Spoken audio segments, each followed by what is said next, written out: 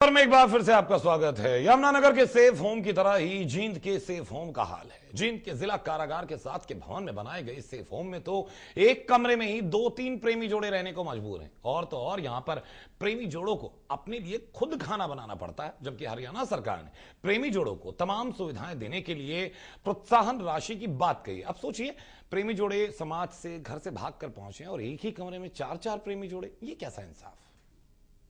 जींद में भी बुरा हाल। सेफ नहीं सेफ हो। एक कमरे में 3 प्रेमी जोड़े, न पानी की सुविधा न खाने की।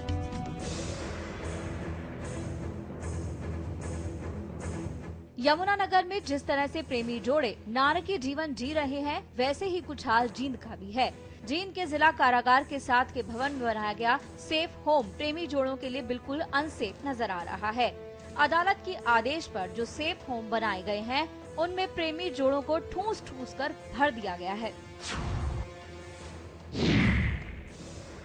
सेफ हाउस में बने 4 कमरों में केवल 4 ही छोटे बेड लगाए गए हैं और इस बेड पर सिर्फ एक ही इंसान सो सकता है। वहीं जब कई प्रेमी जोड़े आते हैं तो एक ही कमरे में 2 से 3 प्रेमी जोड़ों को रखा जाता है और बाकियों को नीचे सोकर ही रात काटनी पड़ती है। यहाँ ना तो इनके लिए खाने की ही सुविधा है, कई बार तो इन्हें पीने के पानी के लिए भी तरसना पड़ता है। वहीं सेफ होम में रहने वाले प्रेमी जोड़े खुद ही अपना खाना बनाकर खाते हैं। बात सुरक्षा की करें तो काफी चौंकाने वाली है। इस सेफ होम में सुरक्षा के नाम पर सिर्फ कुछ पुलिसकर्मी ही तैनात किए गए हैं। जिन पुलिसकर्मियों को तैनात किया गया है, आधे टाइम वो मौके से ही गायब रहते हैं। प्रेमी जोड़े जिस सुरक्षा के भरोसे यहाँ पर आते हैं, वहीं उनकी सुरक्षा कोई नहीं करता। कोई भी अनजान व्यक्ति यहाँ पर घुस सकता है। ऐसे में प्रेमी जोड़ों को सेफ होम में भी जान का खतरा बना रहता है। जींद में बने इस सेफ होम का हाल देखकर तो साफ नजर आ रहा है कि यहाँ सुप्रीम कोर्ट के आदेशों का पालन नहीं हो रहा। एक तरफ हरियाणा सरकार प्रेमी जोड़ों को सुरक्षा देने की बात करती है, पर दूसरी तरफ प्रेमी जोड़े जिस हाल में रह रहे हैं, वहाँ कभी भी उन पर हमला हो सकता है। Bureau report, M-1 news. जी हाँ, कहीं ना कहीं हकीकत कुछ अलग सी नजर आती है। किसी तरह से भी कोई हल नजर नहीं आता है। सेफ हाउस में इतनी चीजें कही जाती हैं, इतनी सुविधाएं देने की बात की जाती है, लेकिन हकीकत क्या है आप देख चुके हैं। फिलहाल हमारे साथ सुरेंद्र भूरिया जी हैं, डीएसपी हैं कैथल के, फोन लाइन पर मौजूद हैं। सुरेंद्र जी, बड़ी खबर में आपका स्वागत है। Thank you. सुरेंद्र जी, हम बात कर रहे हैं सेफ हाउसेस की। सेफ हाउसेस में क्या स्थिति है, इससे आप भी वाकिफ हैं, आप बिना वाकिफ नहीं हैं, आप भी जानते हैं वहां पर क्या कुछ चल रहा है। आखिर इतनी सुविधाएं देने की बात की जाती है, लेकिन सुविधाओं के नाम पर कुछ नहीं, आखिर क्यों? देखिए, इसमें ऐसा है, कमेटी गठित है डिस्ट्रिक्ट लेवल पे जी, और जो डिस्ट्रिक्ट पुलिस का काम है वो प्रोटेक्शन देना है जी, और जो जहां तक बाकी सुविधाओं का सवाल है, ऐसा कोई इंफ्रास्ट्रक्चर फिलहाल पुलिस के पास नहीं है जी। लेकिन फिर भी हमने यहाँ अभी 3 रूम्स हैं जो अलग अलग रेस्ट हाउसेज में, उसको ईयर मार्क करवा रखा है। बिल्कुल। मैं यहाँ सुरेंद्र जी एक चीज जोड़ना चाहूंगा। कैथल के सेफ होम की अगर हम बात करें, एक कमरे में 4 प्रेमी जोड़े रहते हैं, 8 पुलिसकर्मी उनकी हिफाजत के लिए हैं, कोई प्राइवेसी नहीं। आखिर आपको नहीं लगता थोड़ा खराब हो रहा है, गलत हो रहा है? नहीं, फिलहाल ये बात पहले, अभी फिलहाल 3 सेपरेट रूम्स हैं अलग अलग रेस्ट हाउसेज में। इसके अलावा इमरजेंसी केस में एक और हमने फ्लैट ईयर मार्क कर रखा है जी। तो सिर्फ ये दिक्कत आती है, कई बार जो नंबर ऑफ कपल्स हैं काफी बढ़ जाते हैं जी। तब आपको लगता है कि तब ये दिक्कतें आती हैं। आपने इस बारे में जो उच्च अधिकारियों से बात नहीं की कि अगर ये सुविधाएं दी जानी है तो इसके लिए एक प्रॉपर व्यवस्था की जाए, एक पूरी व्यवस्था हो ताकि किसी तरह की कोई दिक्कत ना? हाँ जी, मैंने बताया आपको, इस मामले में एक पूरी कमेटी गठित है जिसके अंदर सिविल अथॉरिटीज हैं, डिप्टी कमिश्नर साहब हैं, एसपी साहब हैं और सोशल वेलफेयर डिपार्टमेंट के भी हैं। तो जहां तक उनकी फैसिलिटीज देना, उनको बोर्डिंग लॉजिंग का कितने दिन फ्री ऑफ कॉस्ट ठहराना, उसके बाद उनके अगर खाने का जो खर्चा है, रहने का खर्चा है, वो सब ये कमेटी डिसाइड करती है। लेकिन कमेटी डिसाइड तो करती है, लेकिन पुलिस का भी फर्ज है ना कि उन्हें सुरक्षित रखा जाए। जब हमने प्रेमी जोड़ों से बात की सुरेंद्र जी, तो प्रेमी जोड़े कहते हैं कि सुरक्षा राम भरोसे है, कई बार तो ऐसा लगता है कि हम नर्क में रह रहे हैं। नहीं, सुरक्षा में हम हर कपल के साथ सेपरेट हमारे जो है सफिशिएंट फोर्स हमने लगा रखी है जी। और हमारी पूरी कोशिश है कि कोई भी इसमें चूक ना हो। मतलब आप कहते हैं आपकी तरफ से कोई कोताही नहीं बरती जा रही, जो कमेटी है इन सेफ हाउसेस की जो निगरानी करती है वहां पर सुविधाओं की कमी है। हाँ, जैसे मैंने बताया, ये फैसिलिटीज प्रोवाइड करना डिस्ट्रिक्ट पुलिस के हाथ में नहीं है, कि ऐसा हमारे पास फिलहाल कोई इंफ्रास्ट्रक्चर अवेलेबल नहीं है। चलिए, बहुत बहुत शुक्रिया सुरेंद्र भूरिया जी हमसे बातचीत करने के लिए। सुरेंद्र भूरिया जी हमारे साथ मौजूद थे, डीएसपी हैं कैथल के। उनका कहना है कि पुलिस सुरक्षा दे सकती है और उसके लिए उन्होंने प्रॉपर फोर्स लगाई है, लेकिन जो कमेटी है जो निगरानी रखती है सेफ हाउसेस की, उनका काम है और उनको इस बात की जिम्मेदारी देनी है। और पुलिस के बाद कोई इंफ्रास्ट्रक्चर नहीं है, इस तरह की कोई परमानेंट फैसिलिटी नहीं है कि वो इन प्रेमी जोड़ों के लिए किसी जगह का इंतजाम कर सके। लेकिन सवाल यह उठता है कि क्यों आखिर सरकार ने वादा किया, जब सुप्रीम कोर्ट ने आदेश दिया तो पहले से चिन्हित उन जगहों को क्यों नहीं किया गया।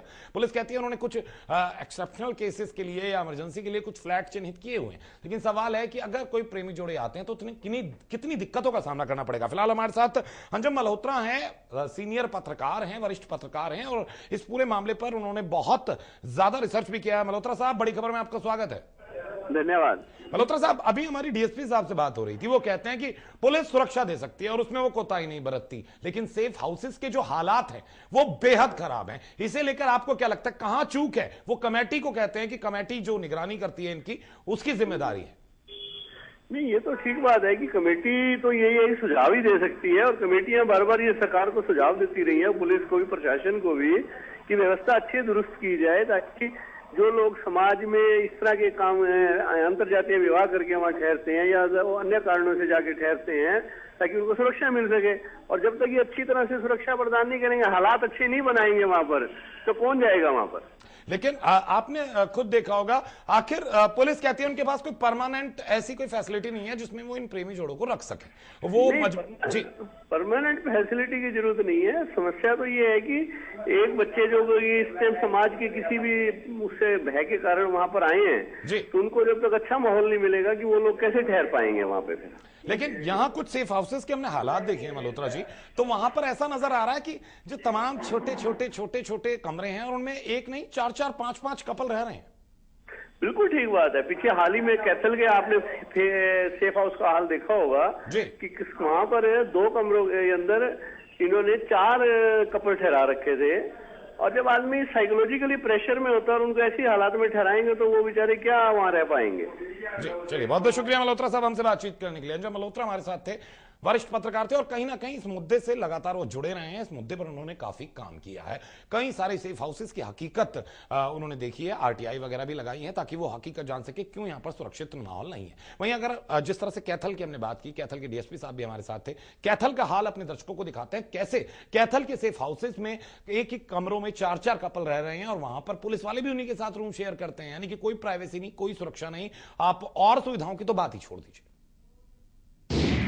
प्रेमी जोड़े नहीं है सुरक्षित, सेफ हाउस में नहीं है सेफ, एक ही कमरे में 4 प्रेमी जोड़े, हरियाणा सरकार के खोखले दावे, नारकीय जीवन जीने को मजबूर प्रेमी जोड़े।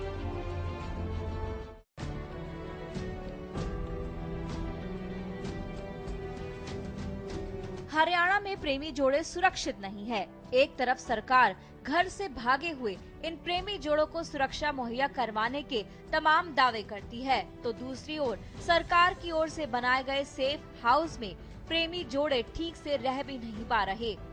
सरकार ने ऐसे प्रेमी जोड़ों को तमाम तरह की सुविधाएं मुहैया करवाने की बात कही थी, पर कैथल के सेफ हाउस को देखकर आप अंदाजा लगा सकते हैं कि सरकार के ये दावे कितने खोखले हैं।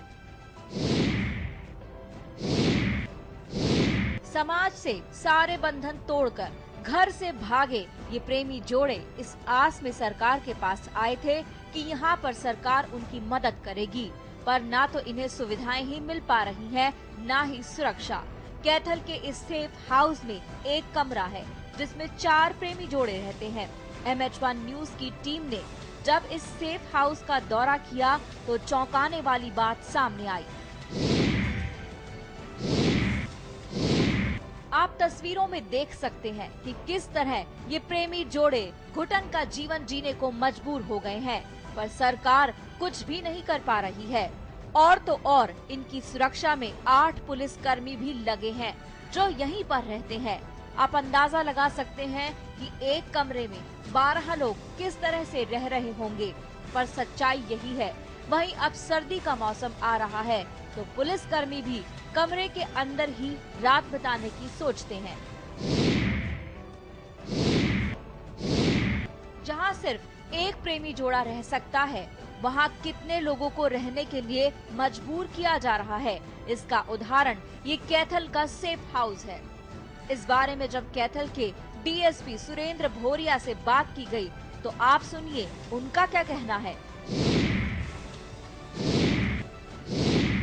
इसमें as per direction of honourable court जो हमने 2 कमरे इयरमार्क कर रखे हैं, जिसमें से एक तो फिलहाल पीडब्ल्यू रेस्ट हाउस में है और एक जो बिजली बोर्ड का रेस्ट हाउस है जींद रोड पे, एक वहाँ। इसलिए दिक्कत आती है क्योंकि अभी रूम्स की अवेलेबिलिटी कम है। कई बार ऐसा हो जाता है कि संख्या से अधिक जितने रूम्स हैं उसमें काफ़ी कपल्स आ जाते हैं, तो हम कोशिश करते हैं कि मैक्सिमम रूम्स अवेलेबल हो जाएँ, क्योंकि डायरेक्ट पुलिस के पास अपनी तो कोई ऐसी जगह है नहीं।